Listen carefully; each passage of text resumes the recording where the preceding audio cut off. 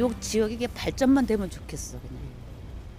내심 어떤 후보를 뽑을 거야라고 정한 건 있으세요? 아직 안 정했어요. 이제 계속 보고만 있고 네. 듣기만 하고 투표는 항시 하고. 아니요, 아직 결정 못했어요.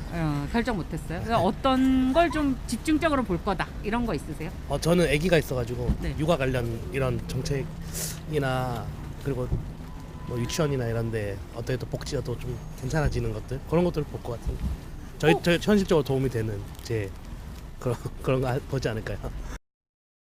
우선 깨끗한 사람을 저는 찾는 거예요. 누가 됐든 간에. 진짜 아닌 게 아니라 이럴 사람. 당은 상관없나요? 그렇죠. 우선 그게 중요한데 뭐 당 따지고 뭐 당은 상관없어요. 투표할 후보는 정했죠. 예, 정했습니다. 물론 이제 투표구 들어가서 마음이 바뀔 수는 있어요. 근데 지금은 정했어요. 좀 서민들이 체감할 수 있는 그런 예산 정책 이런 게 좀 있었으면 좋겠다는 마음에서 그런 부분 중점으로 해서 투표할 생각입니다. 굉장히 긍정적으로 생각을 합니다. 사실. 이유가 있을까요? 왜냐면 서울이 저도 이제 서울에 살다가 이리 왔는데 이제 서울이 포화 상태다 보니까 이제는 수도권도 서울과 같은 지역으로 나눠서 보고 같이 공존하는 게 맞다고 생각을 하거든요. 어느 정도 실현이 되면 좋을 것 같긴 해요. 근데 약간 좀 총선용으로 너무 띄우는 그런 게 아닌가. 너무 시간적인 여유가 없잖아요. 지금 주민투표라는 것도 해야 될 텐데 그럴 만한 시간적인 여유도 없을 것 같고 일단은 총선을 위한 뭔가 주민 마음 잡기가 아닐까?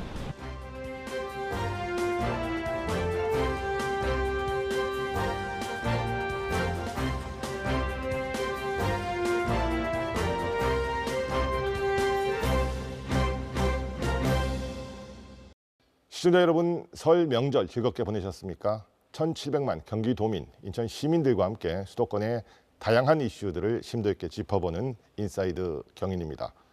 앞서 보신 현장, 경기도 북부권에서 가장 인구가 많은 고향 특례시와 최근 들어서 인구 유입이 많은 김포시의 전통시장입니다. 전반적인 정치 불신 풍조에도 불구하고 총선에 거는 유권자들의 기대가 얼마나 큰지 충분히 느끼셨을 것 같습니다. 4년에 한 번씩 치러지는 국회의원 선거, 이제 채 2달도 남지 않았습니다. 오늘 인사이드 경인에서는 모두 59명의 국회의원을 뽑는 경기도의 상황 집중적으로 짚어보겠습니다. 오늘 두 분 모셨습니다. 먼저 국민의힘 경기도당 위원장 맡고 계신 이천시 재선 의원 송석준 의원 나오셨습니다. 의원님 안녕하십니까? 네, 안녕하세요. 자, 그리고요 더불어민주당 경기도당 정책위원장 맡고 계신 역시 재선의 김영진 의원 나오셨습니다. 안녕하십니까? 네, 안녕하십니까? 먼저 송석준 의원에게 질문 드리겠습니다. 자, 총선을 앞둔 우리 경기도의 최대 이슈가 바로 이 경기도 일부 도시들의 서울 편입 문제가 아닌가 싶습니다. 지난해 연말에 이 문제가 수면 위로 올라왔다가 잠깐 좀 주춤한가 하더니 최근에 다시 그 한동훈 국민의힘 비대위원장이 이 문제를 거론하면서 다시 수면 위로 올라왔습니다. 당 차원에서 어떻게 추진해 나갈 계획이십니까? 예, 우선 그동안에 이제 이슈가 됐던 것이 김포와 구리시 아니겠습니까? 예, 우선 김포 시민들 그리고 또 구리 시민들께서는 그런 지역의 그 삶의 질 그리고 또 도시의 어떤 기능적인 연계를 위해서는 서울시 편입이 필요하다 이런 요구가 이제 강한 거로 알고 있습니다. 그래서 이러한 또 주민들의 요구가 있는 한 우리 정치권에서는 최대한 이분들의 또 의견을 존중해서 실행 방안을 이제 마련해야죠. 예, 그래서 그동안에 우리가 뉴시티 특위에서 이제 논의되던 것을 이제 우리 비대위 체제가 이제 출범하면서 또 다른 많은 이슈들과 함께 또 이것은 어차피 우리 당이 핵심적으로 추진해야 될 과제이기 때문에 이번에 또 경기 서울 리노베이션 우리 그 TF를 또 만들어서 또 지속적으로 이제 추진하기로 이렇게 방향을 잡았습니다. 예. 자, 지난해 김포시의 서울 편입 이슈하고 조금 달라진 게 있습니다. 이 한동훈 비대위원장이 이것과 동시에 경기 남도 북도 분리, 즉 경기 북부 특별자치도 신설도 동시에 추진할 수 있다 이렇게 얘기를 했거든요. 이건 어떤 의미가 좀 담겨 있다고 봐야 됩니까? 예, 수도권 지역은 그 동서남북 그 지역 특성에 따라서 다양한 과제들을 갖고 있습니다. 그동안 수도권의 여러 가지 개발 그런 잠재력과 또 그런 기대 욕구가 이제 많은 반면에 또 북부권은 또 이렇게 북한 접경 지역이다 보니까 여러 가지 또 이 토지 이용 규제가 많습니다. 예, 그리고 또 여러 가지 SOC 기반 시설도 좀 부족한 게 있고요. 반면에 이제 경제 활동이 활발하게 이루어지고 있고 하는 이런 남부 서남부권은 활발하게 개발이 되고 있고요. 반면에 또 경기 동남부권은 또 팔당 상수원 수질보호를 위해서 또 좀 묶여 있고요. 그래서 이제 이런 어떤 지역별로 다양한 욕구가 공존하는 것이 경기도고, 그래서 경기도의 문제를 해결하는 데는 여러 가지 이제 분도론도 있고 또 지금 뭐 통합론도 있고요. 그래서 이러한 요구를 우리가 어느 선을 긋지 않고 다양한 요구들을 다양한 방식으로 한번 해법을 같이 우리가 놓고서 검토하자는 차원에서 그동안에 이제 일부 도시의 서울 편입론을 중심으로 논의되다가 과거부터 계속 제기되어 왔던 이 경기 북부 좀 문제가 많은, 예를 들면 규제도 많고 또 SOC 기반시설도 부족한 북부 지역은 별도의 자치분권을 좀 강화해서 분도를 통해서 그 지역 발전을 도모하자는 이런 요구를 수용하는 그런 안을 이번에 같이 우리가 대안으로 놓고 통합 검토하자는 그런 말씀이 이제 이번 비대위에서 이제 같이 제기된다고 보시면 될 것 같습니다. 알겠습니다. 자, 김현진 의원님, 이제 두 가지 문제가 다 지금 제기가 됐습니다. 그러니까 서울 편입론과 경기 분도론. 자, 이게 나눠서 좀 여쭤보겠습니다. 먼저 경기도 일부 도시의 서울 편입 이슈에 대해서는 더불어민주당 차원에서는 어떻게 평가를 하고 계세요? 사실은 그 김포 서울 편입론이 가장 먼저 얘기되었지 않습니까? 이뇨한 혁신위 때 아마 얘기돼서 얘기하다가 그게 한풀 죽었어요. 왜냐하면 과연 현실 가능한가, 그리고 장기적인 계획에 입각해서 행정구역 개편을 추진했는가, 그리고 지금 가장 먼저 가장 시급한 김포시의 현안이 무엇인가에 대한 입장이 틀렸거든요. 지금 김포 시민들은 행정구역 개편의 문제가 아니라 9호선 연장을 통해서 서울로의 출퇴근 문제를 해결해 달라. 그래서 9호선 지하철 연장, 버스 노선의 연장, 버스 전용 차로의 확대, 이를 통해서 출퇴근 노선을 좀 편하게 해달라는 게 김포의 가장 첫 번째 요구였습니다. 그래서 강서 보궐선거할 때도 제가 현장에 있었는데 강서와 김포가 연결이 있었기 때문에 우선적으로 이 문제를 해결하는 것이 강서와 김포 간의 가장 큰 문제다, 이렇게 했는데, 그렇게 중요한 문제는 손을 대지 않고 먼 미래의 일, 5년, 10년 후의 일인 행정구역 개편의 문제를 던진 것이 과연 현실적일까, 그런 생각이 듭니다. 그런데 김포 하나뿐만이 아니라 김포, 구리, 고양, 의정부, 남양주까지 넓게 가니까 과연 이게 어떤 의도로 던졌을까. 그래서 너무 그 선거를 앞두고 그 경기와 서울에 관한 그 선심성 정책이 아닐까라는 우려가 많이 들었습니다. 특히 김포와 구리 시민들의 생각, 그리고 서울 시민들의 생각을 우선적으로 듣고 그에 따라서 중장기적으로 행정구역 개편을 추진하는 것이 무리가 없을 것이다, 그렇게 보고 있는 입장입니다. 자, 이 경기도 분도 얘기는 사실은 어떻게 보면 지금 그 민주당 소속인 김동연 경기도지사가 아주 강력하게 추진하고 있는 이 경기 북부 특별자치도하고 사실 맥락이 뭐 비슷하거든요. 그렇습니다.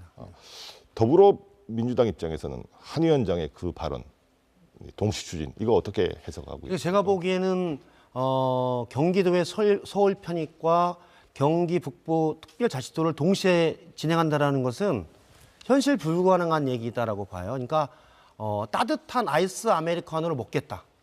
한마디로 경기 북부 특별자치도는 경기도 350만을 분리해서 경기 북부를 특별자치도로 만들어서 그에 맞는 개발 계획을 세우고 접경지역, 그다음에 상수원 보호구역, 자연보호권역 등 개발이 덜 된 부분에 관한 지원을 집중적으로 하기 위한 방식으로 행정구역 개편이 필요하다. 350만 북부를, 이 사안이 있는데 그 안에 행정구역 개편을 통해서 서울 편입을 한다고 하면 구리, 고양, 남양주, 의정부 이렇게 하면은 350만 북부 인구 중에 250만을 서울에 편입을 하고 북부 특별자치도를 독립한다고 하면 그럼 북부에 남는 도시는 포천, 파주, 포천, 파주, 연천, 가평 이것뿐이 안 남는 거 아닙니까? 현실적이지 않는 거죠. 그래서 현실 가능하지 않은 얘기를 던진 게 아닌가. 저는 이렇게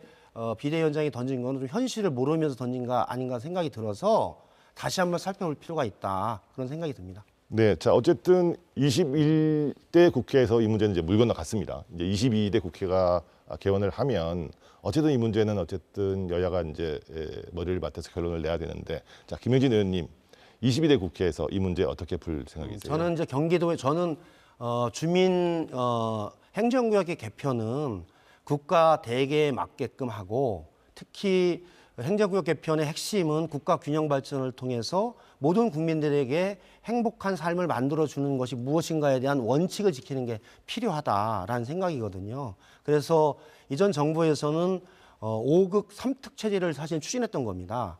수도권, 충청권, 호남권, 대구 경북권, 부울경 5극과 제주, 세종, 강원특별자치도, 그래서 5극 3특을 중심으로 우리나라를 지역 균형 발전을 하는 게 필요하다 해서, 저는 구리, 남양주, 구리, 김포가 아니라 수도권이라고 하는 큰 덩어리의 발전 방향을 잘 세우고 미세적인 방향 가는 게 맞다. 그리고 경기도도, 그래서 경기 북도와 남도의 특별자치도도 경기북도 350만의 시군의 발전에 기여하는 방식으로 특별자치도를 만들고 분리하지 않으면 제가 보기에는 발전하지 않은 방향으로 가는 분도는 적절하지 않다. 그래서 그 계획들을 잘 세우고 경기 북도에 있는 시민들과 경기도 전체 도민들의 의견을 잘 세우고 중앙정부와의 합의를 통해서 진행하는 게 필요하다. 그런 생각입니다. 네, 송 의원님, 방금 김 의원이 이 서울 편입과 경기 분도는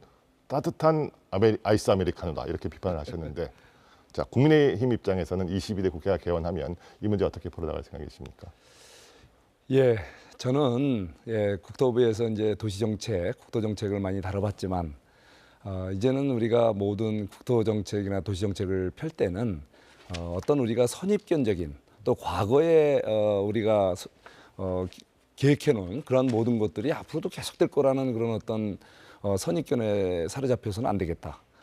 국민들이 원하고 또 시민들이 원하고 또 도시의 변화를 또 미래 선도적으로 국제 경쟁, 도시 간의 경쟁, 국가 간의 도시의 경쟁력이라는 시각과 우리의 도시민들의 삶의 질을 어떻게 하면 최고도로 우리가 올릴 수 있는지 시대 변화에 맞게 한번 재설정할 필요가 있다. 그런 노력들이 이번에 모든 가능성을 테이블에 올려놓고 검토하자는 겁니다. 그래서 가장 합리적인 해법을 찾아서 여야가 같이 그 대안을 갖고 진지한 논의를 거쳐서 만들어가면 바로 우리 가장 경쟁력 있는 우리 대한민국의 도시, 세계를 또 이끌어가는 우리 대한민국의 그 도시 경쟁력을 확보하는 방법이 아닌가, 또 삶의 질도 높일 수 있는 방법이 아닌가, 이런 생각을 해봅니다. 네, 자 그리고요 이제는 이 경기 남부권으로 좀 내려와 보죠.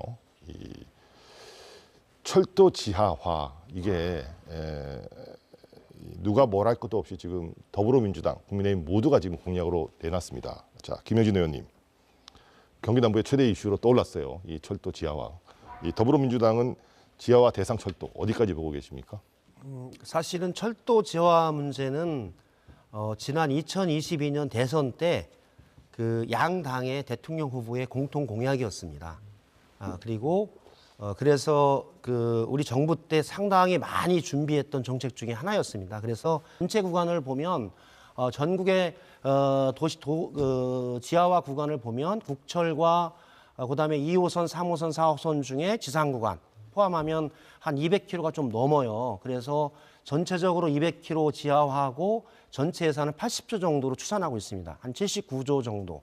1km에 한 4천억 정도 예산이 드는 거로 이제 추산되고 있거든요. 그래서 실제로 사업성이 필요한 부분과 시범 사업을 통해서 먼저 추진하고, 그게 잘 되면 국철과 도시철도의 도심 구간을 지하화하는 방식으로 간다. 그런 계획을 가지고 있습니다. 네, 이 민주당의 철도 지하화 그 계획 발표를 좀 보면 철도가 없어진 지상에 이 주거 복합 플랫폼 구축하고 지역의 랜드마크를 조성하겠다, 이렇게 나와 있습니다. 구체적으로 어떤 내용입니까? 한마디로 이제 일례로 그 서울이죠. 서울이 제일 핵심적이니까 서울의 서울역에서 구로역, 구로에서 부천까지 한다고 보면 지하화를 통해서 생기는 그 부지에 종합계획을 먼저 세우고요. 그건 이제 중앙정부에서 세워야 되겠죠. 국토부에서 종합계획을 세우고 해당 지자체, 서울시와 인천시 해당 지자체에서 기본계획을 세우고 그리고 사업을 시행하는 것은 민간 투자 사업자들이라는 겁니다. 한마디로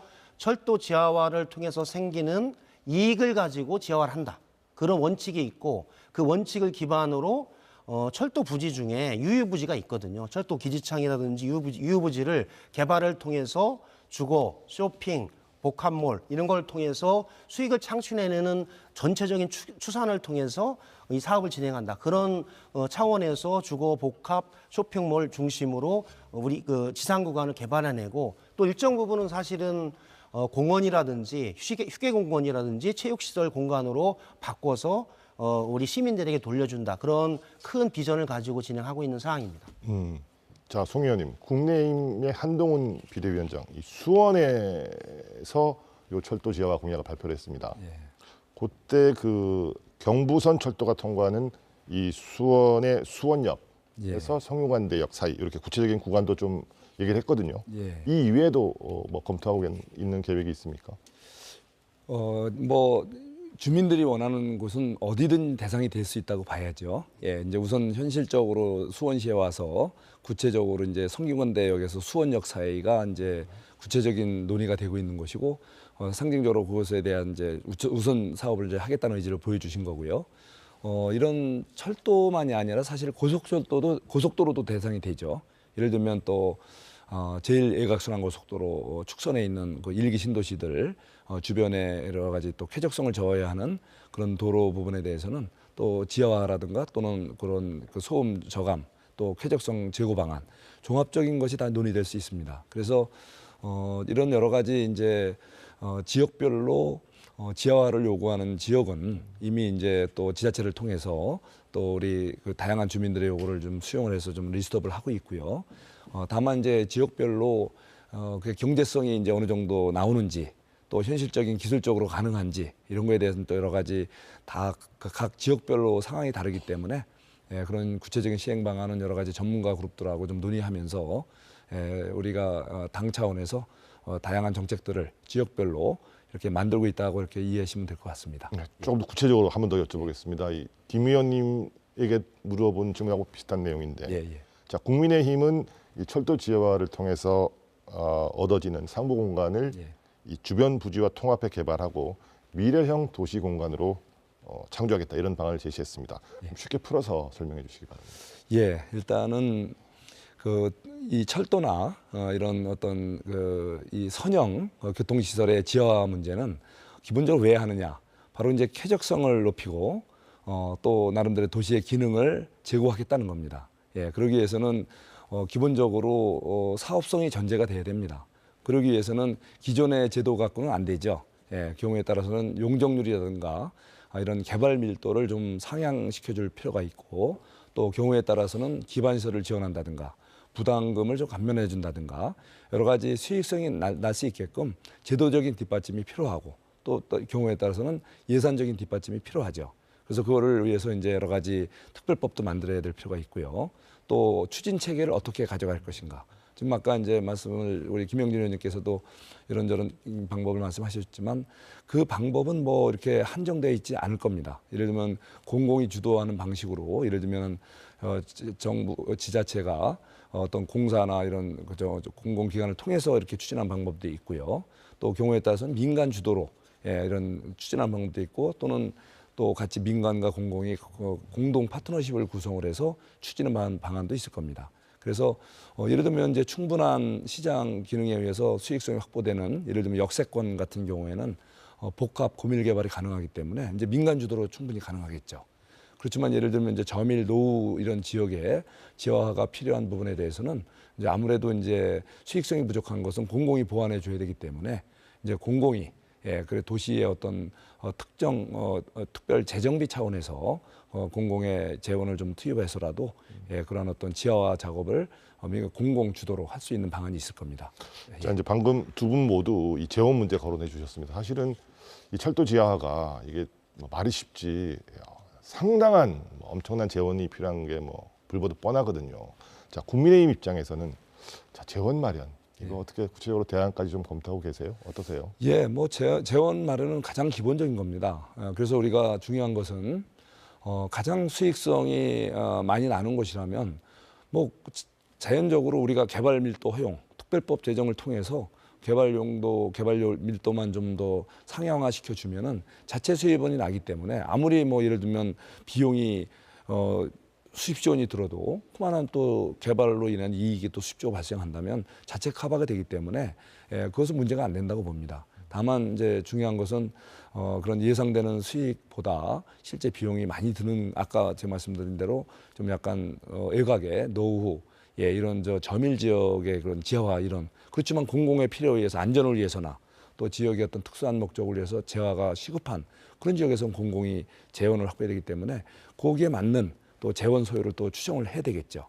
그래서 저는 이게 그 지역별로 그게 그 역세권형이냐 아니면 노후 지역 이런 저밀 지역형이냐 또 이 고속도로에 대한 것이냐 아니면은 이런 철도에 대한 것이냐 여러 가지 그 상황에 따라서 다르기 때문에 그 구체적인 그 이 비용 추계는 지금 선입견적으로 말하기는 좀 어렵고 또 특정한 지역을 우리가 한번 예상한다면 이제 그 사업비 이제 추정이 나올 것이고 거기에서 또 최대한 용적률과 개발 밀도를 허용해 줬을 때 예상되는 수익이 나올 겁니다. 그런 식으로 이제 케이스 바이 케이스로 이제 구체적으로 접근해 가야 되겠죠. 네. 자, 김현진 의원님 뭐 똑같은 질문 드려보겠습니다. 앞서도 말씀하셨듯이 1km 지어왔는데 4천억 원, 네, 이런 말씀해 주셨어요. 자, 민주당은 이 재원 마련 대책 뭐 어떤 게 있습니까? 그래서 제가 보기에는 한동훈 비대위원장이 성균관대역에서 수원역이라고 했는데요. 그 설계 자체가 좀 틀렸다라고 봐요. 수원은 성균관대역, 화서역, 수원역, 세류역까지 해야 도심 구간에 있어서의 분할과 그다음에 이거를 좀 막고 도시의 균형적 발전을 하는데 수원역까지 딱 끊어버린 거예요. 그럼 수원역부터 세류역까지는 다 도심 구간이고 주민들이 사는 구간인데 이게 던지길래 너무 빨리 던졌다. 그리고 잘 살펴보지 못했다라는 생각이 많이 들었어요. 즉 정확한 조사와 계획에 입각해서 해야 된다라고 봅니다. 그래서 이제 정부에서 철도 지하에 관련한 법 그리고 도심 철도 구간 지하에 관한 법을 통해서 정부와 중앙정부와 지방자치단체도 지원할 수 있는 방향 그리고 철도 유유부지 관련해서 공공부지를 기부할 수 있는 방향 이거 다 법으로 다 해놓고 그에 따라서 복합 고밀 개발에 관해서는 용적률과 건폐율을 확 높여주는 거죠. 그러면 현재 수원역 주변이 15층밖에 건축을 못 하거든요. 그럼 좀 공군 비행장 이전을 통해서 40층, 50층으로 고밀 복합 개발을 하는 거죠. 그러면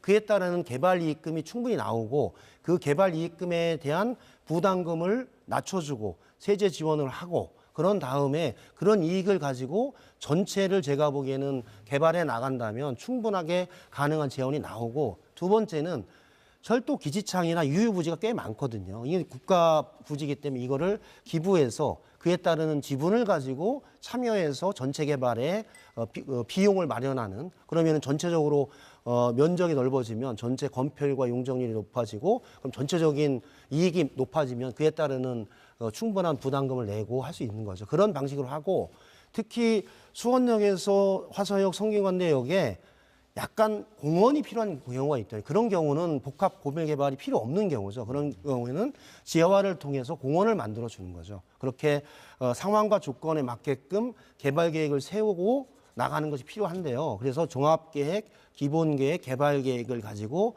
사업 시행까지 가는 요 계획들을 잘 준비하는 과정이 지금의 준비 과정이 아닌가. 그래서 조금 더 세밀하게 지원할 수 있는 법도 만들고 또 추가적인 조사도 필요한 현재 상황이다. 그렇게 봅니다. 네. 지금은 철도 지하화를 통해서 한번 해보자라고 하는 화두를 던졌다. 이렇게 보면 될 것 같습니다. 여기에 대해서 잠깐 한 말씀만 좀 네. 드려야 될까요? 예, 그 우리 한동훈 비대위원장께서 성균관대역에서 수원역을 얘기한 것은 하나의 예시적인 거 아니겠습니까? 제가 말씀드린 대로 정말 주민들이 필요한 곳이면 어느 곳이든 우리가 대상 지역을 검토해야 될 것이고요. 예, 그래 구체적인 그런 그 내용에 대해서는 정말 온갖 다양한 모델이 나올 수 있을 거예요. 예, 그런 거는 뭐 전문가들하고 협조해서 추진해야 되는데 문제는 그동안에 우리 사실 민주당에서는 SOC는 굉장히 나쁜 예산으로 보고 주로 이런 복지 예산 중심으로 하다 보니까 꼭 해야 될 SOC 이런 시설 개선, 그런 투자 이런 것도 굉장히 소홀한 측면이 있었단 말이에요. 근데 그냥 이번에 그 제가 얘기하는 걸 보면 모든 데 다 하겠다. 예. 그런 식으로 굉장히 파퓰리즘적인 그동안에 이제 이 복지 파퓰리즘뿐만 아니라 SOC 파퓰리즘까지 쏟아내는 것 같아서 조금 좀 과연 실현 가능한 대안 제시인가. 선거 앞두고 이게 그동안 복지 포퓰리즘은 들어봤는데 SOC 포퓰리즘까지 나오는 것 같아서 조금 좀 당혹스럽습니다. 자, 여기에 대해서 김현진 의원님. 여기에는 약간 이제 이렇게 되면은 이 정책 그 토론회에서 정치 토론회로 전환될까봐 좀 우려스럽긴 한데 사실은 철도 지하와 관련한 부분들은 준비가 필요하기 때문에 이전 정부에서 잘 준비했던 정책을 그 토론회 및 여러 가지 과정을 통해서 준비해서 발표한 거고요.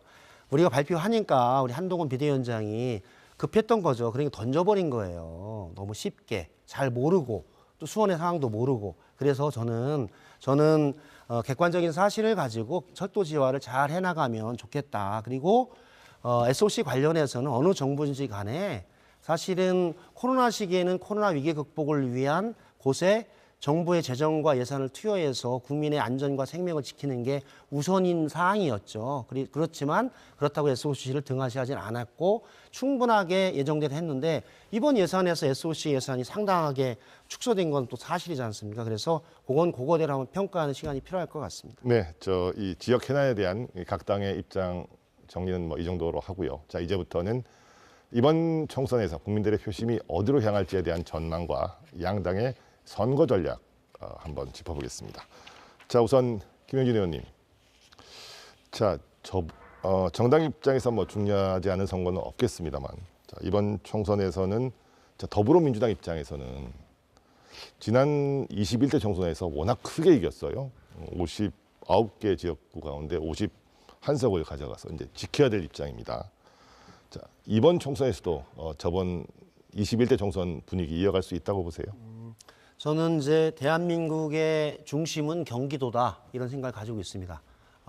뭐 바다부터 뭐 산업, 반도체, 바이오 이 산업부터 행정 그래서 경기도의 정치가 대한민국 정치를 이끌어 나가는 중심이 됐다라는 생각 많이 들고요. 그렇기 때문에 경기도민들께서 민주당을 선택해줬던 이유가 있고 그 이유를 잘 만들어가고 개선하는 게 필요하다고 봅니다. 특히 이번 선거는 핵심적으로 윤석열 정부 출범 후 2년이 됐지 않습니까? 그러면 윤석열 정부가 2년 동안 제대로 했는지에 대한 평가와 심판의 선거로 될 것이다. 그래서 경제, 외교, 민생, 국방, 교육, 복지 등 제대로 했는가, 나의 삶이 나아지고 우리나라가 좀 안전해졌고 외교가 잘 되고 있는가에 대한 평가를 통해서 잘 됐으면 밀어주고 잘 못됐으면 그만 대한민국이 더 어려워지거나 전쟁의 위기로 가거나 경제가 망하거나 복지가 무너지거나 안보가 위기에 오거나 이런 거 스탑시킬 수 있는 견제장치를 국회를 통해서 주는 게 현명한 국민들의 선택이었다. 그리고 대한민국 정치를 이끌어 나갔던 경기도에서 저는 경기도 59개에 있는 지역구에 있는 구민들 31개 시 구민들이 잘 판단해 주실 것이라는 생각이 듭니다. 지금 이번 설 명절에 보더라도 대단히 경제가 어렵다. 배 하나, 사과 하나가 10,000원이 되는 고물가 시대, 고금리에서 중소기업이 대단히 어려운 시기, 그리고 교육적으로도 어려운 상황에 대해서 뭔가 좀 바꿈과 변화가 필요하다라는 얘기들을 많이 들었기 때문에 특히 경기도에서 제가 보기에는 해당 국회의원들이 지금도 열심히 도민들의 의견을 많이 듣고 있기 때문에 충분하게 승리할 수 있다 그렇게 보고 있습니다. 자, 방금 송 의원님, 김 의원께서 설민심 얘기해 주셨어요. 예. 송 의원께서도 이제 연휴 때 지역구 유권자들 많이 만났을 것 같은데, 예. 자, 송석준 의원이 진단하는 설민심 어떻던가요?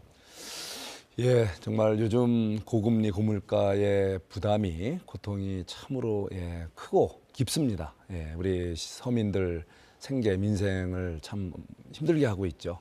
예, 뭐 원인은 여러 가지로 추정할 수 있겠지만 우선 기본적으로 코로나의 영향, 후유증 그거를 또 치유하는 과정이고 특히 그 국제사회에 따른 정세 불안을 일어난 공급망해로 이런 것도 있고 특히 우리 사회 내부에는 지난 문재인 정권 기간에 다양한 정책들이 과연 얼마나 많은 후유증을 남기고 있는지를 소득주도 성장의 여파로 중소자영업자들이 굉장히 아직도 힘들고 특히 저 중소기업들 인건비 갑자기 상승하고 여러 가지 노동 여건 요새 뭐 노란봉투법도 이렇게 통과 뭐 억지로 좀 시키는 분위기지만 여러 가지 지난 정부 때 누적된 여러 가지 모순적 현상들이 정말 우리 사회의 국제적 환경 변화와 더불어서 굉장히 힘들게 하고 있습니다. 그래서 이런 여러 가지 현안 문제를 이제 해결하는 과제를 갖고 윤석열 정부가 어렵게 출범을 했는데 새 정부가 정말 출범하면서부터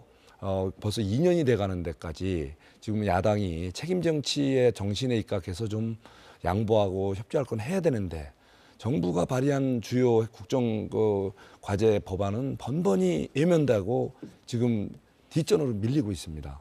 그러다 보니까 자꾸 갈등 유발 법안들만 어거지로 통과돼서 결국 그야말로 제2 요구를 받는 국회가 계속 그 소모전적인 그 불필요한 이런 의정 활동으로 국민들을 많이 실망시키고 있지 않습니까?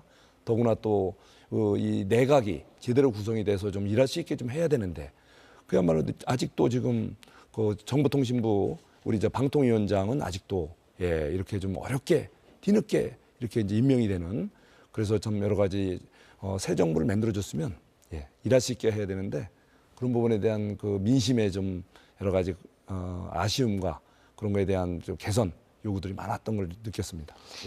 자, 이제 국민의힘 입장에서는 지난 총선 때 워낙 크게 졌기 때문에 이번에는 좀 서력 탈환 이렇게 해야 될 입장입니다. 자, 그래서 지난해 가을부터 인재 영입 굉장히 좀 공을 들이고 특히 경기도 쪽은 자, 인재 영입 작업 뭐 속도를 요새 좀 내고 있는 것 같던데 성과가 좀 있는지 어떻게 평가하세요?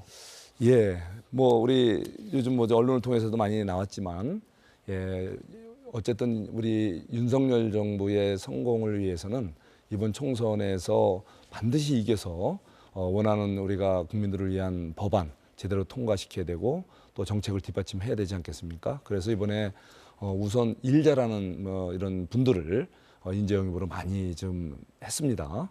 대표적으로 여러분들이 있지만 우리 경기도 지역에 보면은 뭐 국세청장도 역임하고 또 LH 사장도 역임한 김현준 후보라든가 또는 또 국무조정실장 또 뭐 복지부 차관 또 산자부 장관도 역임한 박문규 전 장관이라든가 또 여러 가지 또 우리 사회에 범죄 그 심리학 교수 출신의 그 이수정 수원시정의 그런 후보라든가 또는 또 그 기업인으로서 많은 성과를 내고 앞으로 또 우리 경제 우리 활력에 그 굉장히 기여를 할 수 있는 이런 기업인 출신의 강철호 용인시정의 후보라든가 또는 이 삼성전자 연구원 출신으로 또 이 청년 우리 기대주 한정민 같은 분이 또 화성시울에 이렇게 또 영입이 되고 이런 것들은 앞으로 이번 선거에 상당히 활력소가 되지 않을까 이런 생각이 듭니다. 방금 이제 언급하신 분들 보면 수원 쪽이 많습니다. 특별히 수원에 공을 들이시는 이유는 뭘까요? 아무래도 수원이라는 지역은 경기도 1,400만의 중심 도시 아니겠습니까? 대한민국의 각 지역의 국민들이 골고루 와서 살고 계시고 또 어쩌면은 경제적으로도 삼성전자 또 삼성반도체 발전으로 인해서 경제적으로도 중심 또 대한민국의 여러 가지 이런 정치적으로도 이제 중심 지역으로 부각이 되고 있고요. 그런데 이런 중심 지역이 그동안에 너무 오랫동안에 가장 많은 의석을 갖고 있는 5석을 특정 정당이 독식하는 좀 기형적 이런 구조를 갖고 있었다는 거죠.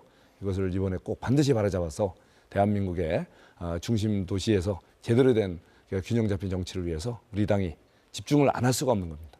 그 방금 이제 수원 얘기를 하셨는데 사실 김효진 의원님도 수원이시지 않습니까? 이거 가만히 있을 수가 없는데 자 여기에 대해서 어떻게 평가하시는지. 좋은 친구라고 생각하고 있습니다. 좋은 친구가 되게 기원드리고요.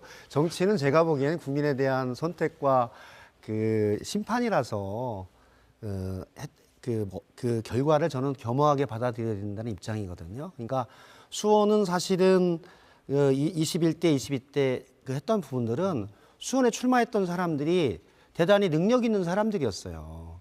한마디로 김진표 국회의장, 박광원 의원, 김영진 의원, 백혜련 의원, 김승원 의원 각 분야에서 나름대로 역할을 가지면서 정말 원팀으로 수원 발전과 국가 발전에 국회의 발전을 위해서 열심히 노력했던 사람들이었기 때문에 선택해줬다. 그래서 도전하시는 분들의 의견도 있지만 그런 민주당 수원 5명의 원팀의 역할과 이 활동들이 제가 보기엔 꾸준히 이어질 것을 시민들은 원하고 있다고 보고 있어요. 그리고 방금 전에 이제 우리 송석준 의원님께서 인재 영입을 말씀하셨잖아요. 근데 민주당도 사실은 경기도가 가장 중요한 시기이고 경기도가 대한민국 산업과 미래 산업을 이끌어 나가고 기후위기 시기에 새롭게 비전을 만들어 나가는 그런 게 필요하다. 그래서 기후위기 전문가인 박지혜 변호사를 영입해서 하고 있고요. 그다음에 미래차를 선도해 나가고 있는 전 세계적인 빅4에 들었지 않습니까? 현대자동차가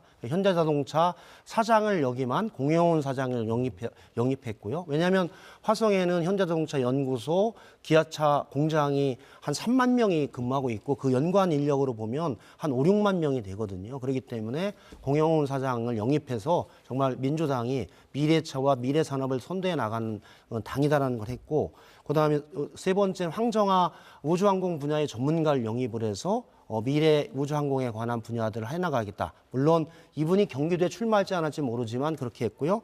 그다음에 마지막으로는 우리 역사를 이끌어왔던 김구 선생님의 증손자인 김용만 증손자를 역임해서 역사를 제대로 세우고 대한민국에 제대로 된 나라를 만들겠다라고 하는 컨셉을 가지고 국민의힘보다는 숫자는 적지만 알차게 인재들 영입해서 경기도 선거를 준비하고 있다. 이렇게 보면 될 것 같습니다. 예, 이제 경기 북부 선거 전략도 한번 짚어보겠습니다. 김 의원님, 옛날에는 이 경기 북부가 약간 보수 성향이 강하다 뭐 이런 말이 많았지만 최근 선거 결과를 보면 경기 북부에서도 사실은 포천, 가평, 동두천, 연천 2개 빼면 다 저번 총선 때는 민주당이 당선이 됐습니다.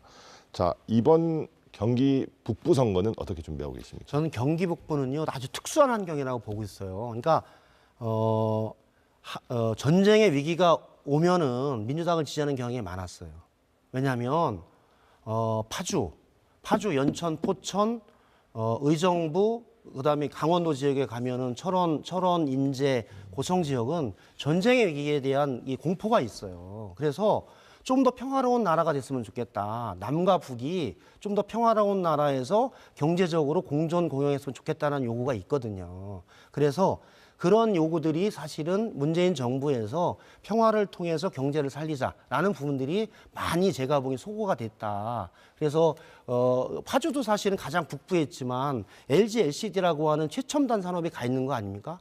전쟁의 위기가 있지만 그래도 평화가 있기 때문에 이 공장은 잘 유지되고 발전해 나간다. 이런 믿음을 준 거거든요. 그러니까 파주 가불도 민주당이 국회의원이 된 이유가 있는 거죠. 그것처럼 평화와 전쟁 위기를 막고 우리 경제를 북부 지역에서 잘 만들어가고 기회 땅을 북부에 하겠다, 경기 북부에 만들겠다 이런 부분이 있는 거죠. 왜냐하면 남부는 이제 과밀 많이 개발이 됐기 때문에 이제 북부 개발 시대로 전환돼 나가는 아마 분기점이 된다라고 봐요. 그래서 그런 욕구들이 있어서 민주당에 대한 지지나 이런 부분들이 꽤 있었다 그렇게 보고 있습니다. 자, 송 의원님, 국민의힘은 생각이 좀 다를 것 같습니다. 자, 경기 북부 총선 승리 전략 어떻게 짜고 계십니까? 예, 경기 북부 지역이 지금 말씀하신 대로 좀 정치 지형도가 과거랑 많이 좀 달라진 건 사실입니다. 예, 우선 경기 북부 지역으로도 어쩌면 수도권에 새로운 인구들이 많이 유입이 되고 또 지역의 여러 가지 경제 환경도 많이 바뀌고 있고요. 그래서 어쨌든 그 수도권 내에서도 이런 개발이 상당히 제한되는 가운데서도 또 신흥 주거 지역으로 많이 이렇게 인구가 유입되는 이 북부 지역을 어떻게 우리가 제대로 삶의 질이 보장이 되면서 지역의 경쟁력을 또 잘 우리가 살려갈 수 있는 것인가, 이것이 이번에 총선의 큰 관건이라고 보입니다. 그래서 이번에 정말 우리 경기 북부 지역의 여러 가지 그동안에 답답했던 것들을 해결해 주면서 어떻게 이제 지역 발전을 이끌어갈 것인가, 그거를 위해서 우리가 당에서도 다양한 정책 공약을 좀 만들어내고 있죠. 그 중에서도 이번에 많은 좋은 반응을 보이고 있는 것이 이제 그 GTX A, B, C, D 노선이 이번에 발표가 됐는데요. 특히 뭐 A 노선, B 노선, C 노선 통해서 그 고향 지역에 이런 교통 여건도 개선을 하고 그리고 또 도시 재정비, 1기 신도시의 재정비 이슈도 또 있기 때문에 그런 것들을 이번에 또 특별법도 우리 이 정부 들어서 통과시켰고요. 그런 것들이 반영되고 또 이 의정부나 이쪽 동두천 지역까지도 전철을 연장을 해서 교통 여건 개선하고 또 지역에 여러 가지 군사시설 보호구역으로 여러 가지 제약이 많았던 부분도 좀 해소해주는 노력이 필요하고 특히 파주 지역이 최근에 우리가 굉장히 과거에는 전통 우리가 강세 지역이었던 게 최근에 이제 약세 지역으로 전환이 됐지만 바로 그 이유가 바로 그쪽의 삶의 질을 제대로 우리가 반영을 못한 부분이 있다. 그러기 위해서 그쪽에는 광역교통시설을 좀 더 확충을 해주고 또 지역의 여러 가지 규제 문제도 해결해 준다면 이번에 우리가 책임 있는 여당으로서 또 보다 더 겸손하게 좋은 후보들이 열심히 뛰어준다면 이제 뭐 현명한 또 경기 북부 지역의 시민들께서 이제 좀 더 일 잘하고 또 책임 있게 뭔가 과제를 해결할 수 있는 우리 당에 많이 힘을 실어주지 않을까 기대를 해보고 있습니다. 네, 사실은 그 한동훈 비대위원장도 이 수도권 선거의 중요성을 여러 번 강조를 했고요. 또 경기도 많이 방문을 했습니다. 같이 다녀도 봤을 텐데 그렇습니다. 반응은 어떤지 또 한동훈 카드 어떻게 좀 활용할 생각이신지 말씀해 주세요. 아, 정말 저는 놀랐습니다. 제가 정치인이지만 우리가 많은 인기 정치인들이 있지만 제가 같이 몇 번 이렇게 우리 비대위원장님을 수행하면서 느낀 것은 거의 뭐 연예인을 능가하는 수준이에요. 그만큼 우리 국민들께서 굉장히 시장통에 갔을 때 굉장히 경기가 어려운 와중에도 불구하고 옛날 같으면 정치인들이 가면 욕설이 나오거나 좀 이렇게 따돌림 이런 분위기가 있었는데 엄청난 구름 같은 분들 우리 시민들이 몰려들어서 환영하고 연호하는 게 바로 우리 사회의 답답한 그동안의 정치권의 잘못된 구태를 좀 일소하고 뭐 새로운 좀 오로지 민심 그리고 또 시대 정신을 반영하는 정치를 해달라라는 그 아주 국민들의 간절함이 바로 이게 한동훈이라는 정치 신인 그렇지만 또 우리 그 책임 있는 여당의 당 대표 비대위원장으로서의 그 지위를 가진 것에 대해서 연호하고 환호하고 기대하는 게 아닌가 싶습니다. 상당히 기대가 크고 큰 효과를 내고 있다고 생각합니다. 네, 자 김 의원님, 우리 이재명 대표 입장에서 보면 사실 경기도는 뭐 텃밭 아니겠습니까? 경기도지사 역임하셨고요. 경기도 총선 승리를 위해서 이재명 당대표는 어떤 전략들 좀 논의하고 계세요? 사실은 이재명 대표는 뭐 미사여구나 현란한 그 언어나 몸 동작이 아니라 실적과 성과를 중심으로 정치를 평가한다는 원칙이 분명합니다. 그래서 공천도 무슨 뭐 잘나고 그런 게 아니라 실적과 성과가 제대로 있느냐, 의정활동과 지역활동을 통해서 지역 구민의 평가를 제대로 받았느냐 이런 거 아닙니까? 그래서 그 쾌도난마적인 그 정책도 했었지 않습니까? 한마디로 그 경기도의 계곡에 있는 많은 정말 무허가 건물 이런 걸 한 방에 딱 정리해서 깔끔하게 계곡을 정리해서 1,400만 경기도민에게 돌려드렸잖아요. 그리고 여러 가지 그 청년 지원 예산이라든지 여러 가지 부분들을 했고 그래서 저는 성과와 실적을 기반으로 경기도를 어떻게 변화해 나갈 것인가 경기도가 현재 추구해 나가고 있는 일자리, 성장, 반도체, 배터리, 미래 산업에 대한 지원들을 어떻게 나가면서 경기도가 대한민국 성장의 엔진으로 나가는 것을 무엇을 할 것인가에 대한 공약을 중심으로 지원하고 그것을 뒷받침할 수 있는 후보자들을 중심으로 경기도 선거를 만들어간다 그런 생각을 가지고 있고요. 제가 보기에는 검증된 일꾼과 그렇지 않은 곳이거든요. 한마디로 처음 상품이 한번 나오면 처음에 뜰 수 있죠. 그러나 그것이 장수 상품으로 갈 것인가 아니면 그냥 6개월 만에 그냥 끝날 것인가는 제가 보기에는 엄정한 국민의 심판과 판단이 필요한데 이재명 대표는 성남시장 경기도지사를 거치면서 검증을 받으면서 정책을 통해서 실력을 입증했고 결과를 냈던 사람이라고 봐서 경기도 선거는 그런 측면에서 바라볼 필요가 있다. 정말 경기도민들의 경제적 삶과 미래 교육, 복지를 제대로 만들 사람이 누구이고 어느 당인가, 신뢰성이 누구인가 이런 부분에 있어서 민주당을 제가 보기에는 많이 살펴보지 않을까 그렇게 보고 있습니다. 네, 선거가 이제 2달도 채 안 남았습니다. 김 의원님, 이제 끝으로 남은 기간 유권자들에게 더불어민주당 왜 지지해야 되는지 간단하게 말씀해 주십시오. 네, 경기도민 여러분, 민주당이 잘못한 것도 많이 있습니다. 무신분립이라고 신뢰를 잃은 적도 많이 있습니다. 그러나 민생 경제를 먼저 생각하고 평화를 먼저 생각하고 미래를 먼저 생각하면서 노력해왔던 점도 많이 있습니다. 바로 미래로 갈 것이냐 과거로 갈 것이냐 전쟁으로 갈 것이냐 평화로 갈 것이냐 모든 사람이 공동체가 함께 어울려 갈 것이냐, 특권과 오만으로 갈 것이냐 중요한 선거인 것 같습니다. 경기도민 여러분과 함께 어울려서 더불어 잘 사는 공동체, 경기도 대한민국을 만들 수 있도록 더불어민주당 일할 수 있도록 함께 손잡아 주실 것을 간곡히 부탁드립니다. 더 열심히 노력하겠습니다. 네, 송석준 의원님께서도 끝으로 경기도 탈원을 위해서 네. 우리 경기도민들에게 꼭 하고 싶은 말씀 짧게 정리해 주십시오.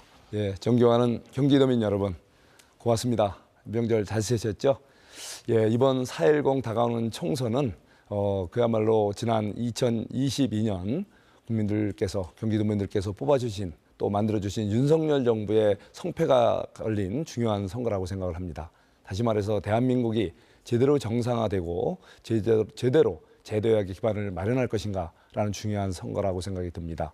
바로 그동안은 국민들께서는 지난 문재인 정부의 말뿐인 일자리, 말뿐인 평화, 말뿐인 안전이 그야말로 이제는 제대로 현실적으로 좀 만들어졌으면 하는 바람에서 책임 있고 정말 뭔가 능력 있는 윤석열 정부를 기대하고 만들어주셨습니다. 윤석열 정부가 제대로 이제 일할 수 있도록 이번에 제대로 제도적으로 또 예산적으로 국회에서 뒷받침할 수 있도록 힘을 실어 주십시오. 국민의힘이 책임 있는 여당으로서 보다 겸손하게 보다 국민들과 소통하면서 책임 있는 정당으로서 이번에 반드시 승리해서 국민들께 약속드린 국정과제 반드시 이행해내겠습니다. 감사합니다. 네, 시청자 여러분, 오늘 인사이드 경인에서는 22대 총선을 앞두고 더불어민주당과 국민의힘과 더불어민주당 경기도당의 총선 준비 상황과 전략을 집중적으로 짚어봤습니다. 아무쪼록 이번 선거에서는 여야가 대립과 반목에서 벗어나 국민들의 삶을 위한 선의의 경쟁을 펼치기를 기대해 보겠습니다. 다음 이 시간에는 인천시당의 더불어민주당과 국민의힘 위원장 모시도록 하겠습니다. 오늘 인사이드 경인은 여기서 마치겠습니다. 시청해 주셔서 고맙습니다.